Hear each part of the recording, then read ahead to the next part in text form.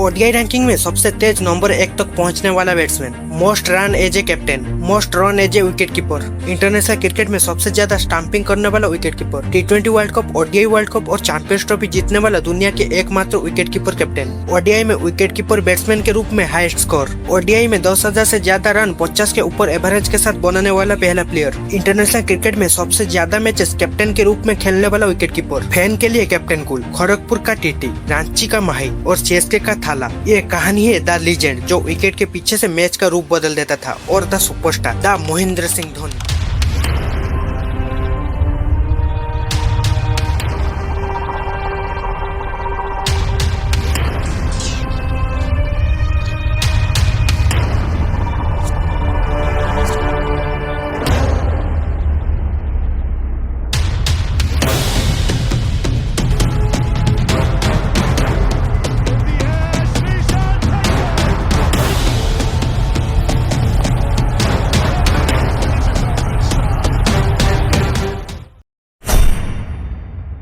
हर जीत की कहानी में तेरा नाम रहेगा, हर क्रिकेट फैन के दिल में तेरा मुक्काम रहेगा। वक्त बदलेगा, दौर बदलेगा, पर एक बात हमेशा याद रहेगा, थाला था, थाला है और थाला ही रहेगा। Happy birthday mister. एक ऐसा लीजेंड जो देश के लिए खुद को पूरी तरह समर्पित कर दिया था, लेकिन आज उनकी जन्मदिन पर उनको याद करने का पारी है हर सच्चे क्रिकेट फैन की। महेंद्र सिंह धोनी का जन्म 7 जुलाई 1981 को रांची में हुआ था। उस वक्त झारखंड बिहार का एक हिस्सा था। उनके पिता पान सिंह धोनी मैक्कॉन में पंप ऑपरेटर थे और माँ देवकी देवी एक home maker. Middle class family में पलने वाले धोनी को बचपन से पढ़ाई और एक सिक्योर सरकारी नौकरी की इम्पोर्टेंस सिखाई गई, लेकिन किस्मत ने उनके लिए कुछ और ही लिखा था। हैरानी की बात यह है कि माही का पहला प्यार क्रिकेट नहीं था, फुटबॉल था। वह स्कूल टीम के गोलकीपर थे। उनकी फास्ट रिफ्लेक्स देखकर एक दिन स्कूल कोच ने उन्हें विकेट कीपिंग करने का मौका दिया। ना उन्होंने लेदर बॉल से क्रिकेट खेला था, ना विकेट कीपिंग की ट्रेनिंग ली थी, लेकिन उस दिन किसको अंदाजा नहीं था कि ये लड़का एक दिन क्रिकेट हिस्ट्री का सबसे शातिर विकेट कीपर बनेगा। धीरे धीरे फुटबॉल पीछे रह गया और क्रिकेट उनकी जिंदगी बन गया, लेकिन उस दौर में स्पोर्ट्स को करियर नहीं, सिर्फ एक शौक माना जाता था। इसलिए धोनी ने पढ़ाई के साथ क्रिकेट भी जारी रखा। 2001 में स्पोर्ट्स कोटा से उन्हें खड़गपुर रेलवे स्टेशन पर टिकट कलेक्टर की नौकरी मिली।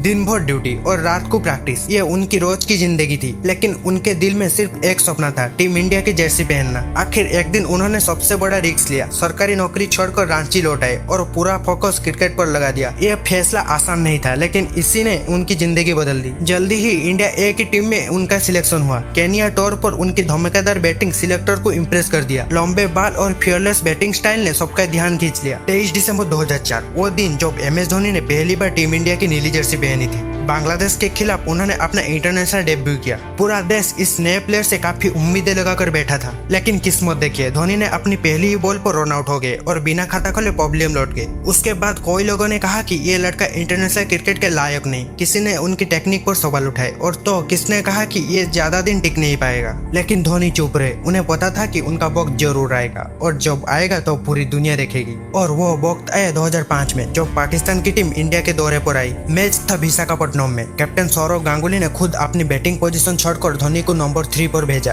और उस दिन जो हुआ उसने पूरी दुनिया को हिला दिया। धोनी ने पाकिस्तान बॉलर की जमकर धुलाई की, बिल्कुल गली क्रिकेट के अंदाज में, और 148 रन की एक यादगार इनिंग्स खेलकर दुनिया को बता दिया कि एक नया सुपरस्टार आ चुका है। भैया वही मार रहा है, वही मार रहा है।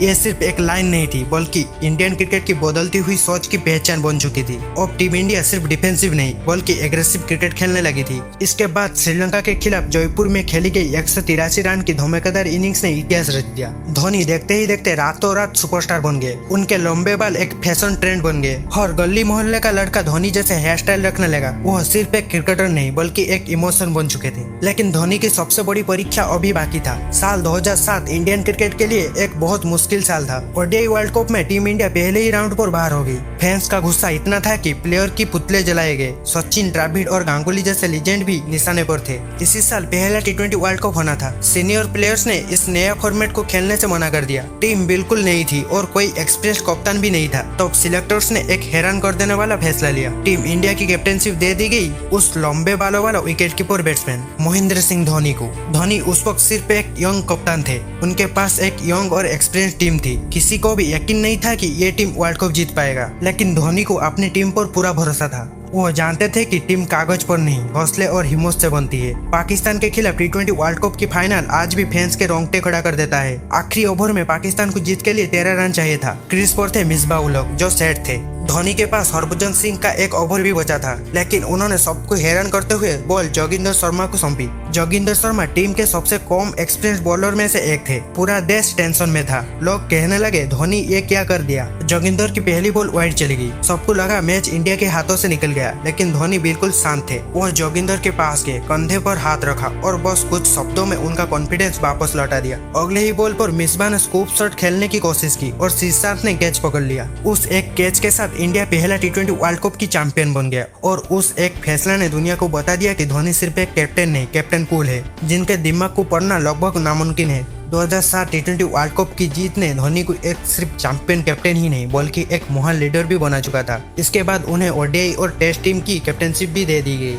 कैप्टन बनते ही धोनी ने टीम इंडिया को बदलना शुरू कर दिया। उन्होंने कोई टॉप डिसीजन लिया। उनका मानना था कि सिर्फ रन्स बनाना ही काफी नहीं, फील्डिंग और फिटनेस भी उतनी ही जरूरी है। उन्होंने सीनियर्स प्लेयर्स को भी जरूरत के हिसाब से रोटेट किया। इस बात पर उनकी काफी आलोचना हुई, लेकिन धोनी का टारगेट बिल्कुल क्लियर था। 2011 का वर्ल्ड कप इंडिया में हो रहा था। करोड़ों लोगों की उम्मीदों का बोझ धोनी के कंधों पर था। सब चाहते थे कि सचिन तेंदुलकर अपना आखिरी वर्ल्ड कप जीतकर इस सफर को यादगार बना दे। टीम इंडिया फाइनल में पहुंची, जहां सामने श्रीलंका थी। वानखेड़े स्टेडियम फैन से खचाखच भरा हुआ था। श्रीलंका ने पहले बैटिंग करते हुए एक मजबूत स्कोर खड़ा किया। जब इंडिया बैटिंग करने उतरी तो शुरुआत बिल्कुल अच्छी नहीं रही। पहले वीरेंद्र सहवाग और फिर सचिन तेंदुलकर ने जल्दी आउट हो गए। उस वक्त पूरे देश की सांसें थम सी गई थी। स्टेडियम में एक अजीब सी खामोशी छा गई थी और फैंस के दिल में बस एक ही डर था, कहीं वर्ल्ड कप का सपना फिर से टूट ना जाए। गौतम गंभीर और विराट कोहली ने इनिंग्स को संभाला, लेकिन जैसे ही कोहली आउट हुए सबको लगा कि अब युवराज सिंह बैटिंग करने के लिए आएंगे, क्योंकि पूरे टूर्नामेंट में वही ही सबसे बेहतरीन फॉर्म में थे।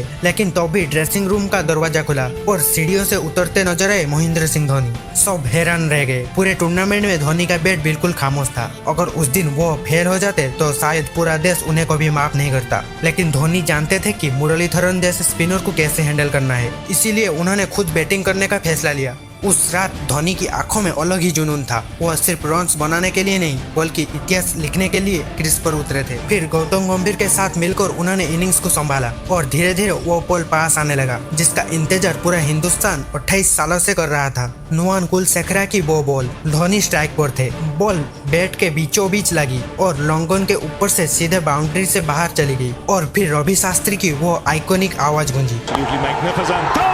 Finishes off in style. A magnificent strike into the crowd.